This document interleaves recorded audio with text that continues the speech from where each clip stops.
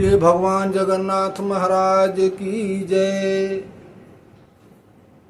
भगवान जगन्नाथ की रथ यात्रा है, उसके लिए आप लोगों को बहुत बहुत ढेर सारी शुभकामनाएं। और भगवान जगन्नाथ का दर्शन आप लोग अवश्य कीजिए। मंदिर के दो चार जो रहस्य हैं मैं आपको बताता हूँ। यह मंदिर जो है बहुत पहले की बात है। वहाँ के राजा एक रहा करते थे। राजा को स्वप्न में आया कि समुद्र में बड़ी बड़ी लकड़ियाँ तैर रही हैं, उनको तुम निकलवा के लाओ और उसकी मूर्ति बनवाओ और यहाँ मंदिर बनवा दो। यहाँ मंदिर बनवा दोगे तो यहाँ मैं विराजमान हूँगा। राजा ने वैसा ही किया। उन लकड़ियों को ले आए। ले आने के बाद में ब्रह्मा जी की पूजा किए तो ब्रह्मा जी ने विश्वकर्मा जी को भेजा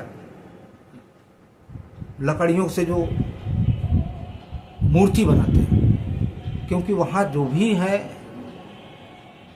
भगवान जगन्नाथ, बलभद्र और सुभद्रा की मूर्ति जो है लकड़ी की बनी है। लकड़ी की ही पूजा होती है। तो भगवान विश्वकर्मा जो है वो कमरे के अंदर बंद होके उनको बनाने लगे और ये कहे कि जब तक बन नहीं जाएगी तब तक मैं बाहर नहीं आऊँगा और कोई हमको छेड़ेगा भी नहीं। राजा जो है रोज जो है दरवाजे के पास सुना करते थे। आवाज़ आती थी, समझते थे कि चलो बन रहा है बन रहा है। थोड़े दिन बाद आवाज़ आना बंद हो गई तो राजा ने दरवाज़ा खोल दिया। जब दरवाज़ा खोल दिया तो विश्वकर्मा जी गायब हो गए। मंदिर में जब अंदर घुसे तो विश्वकर्मा जी थे नहीं। मंदिर की मूर्तियाँ अधूरी रह गई। उनके पैर भी नहीं हैं, उनके हाथ भी नहीं हैं। वो अधूरी आज भी हैं, वैसे ही हैं, अधूरी रह गई है। ये मंदिर का इतिहास है। हर 12 साल पे वो मूर्तियां बदल दी जाती हैं। और दूसरी एक सत्य कथा ये भी है मंदिर की कि मंदिर के अंदर समुद्र की लहरें सुनाई नहीं देती। मंदिर का जो पूरा शिखर है उस पे जब सूर्य की किरणें पड़ती हैं तो उसकी परछाई कहीं नहीं पड़ती है। मंदिर के उसी में रह जाती है, परछाई उसकी पड़ती नहीं बाहर। और दूसरे जब हवा चलती है तो हवा जैसे मान लीजिए पूरब वाली चल रही है तो उसका जो झंडा है वो हवा के रुख से नहीं चलता, हवा के विपरीत लहराता है। ये अचूक सच्चाई है। वहाँ जो है अचूक सच्चाई है, ये उल्टा लहराता है।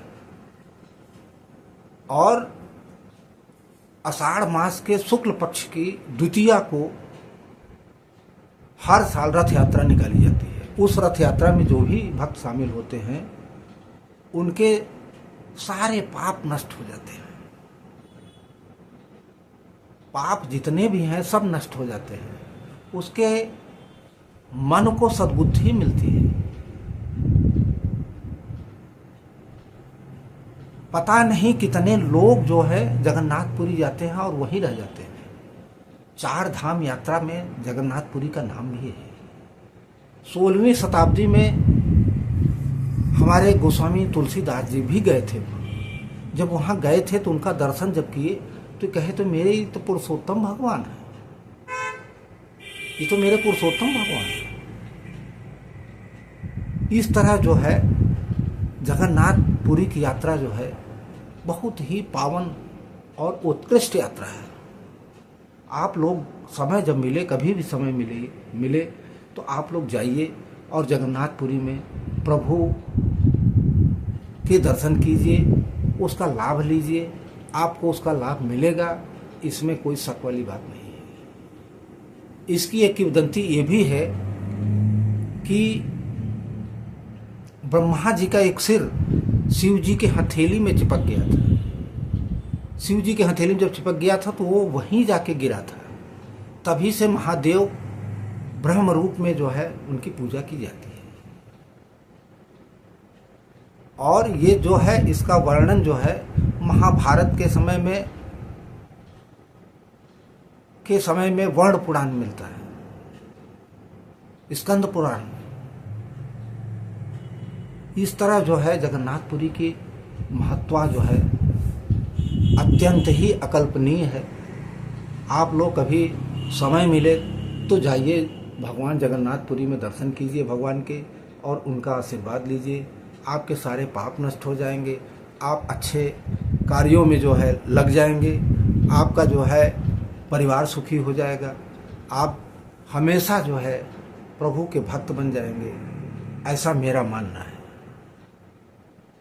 इस तरह इन कहानी का सारांश बहुत बड़ा विस्तार से है, लेकिन मैं संक्षेप में आप लोगों को ज़रा सा बता दिया हूँ।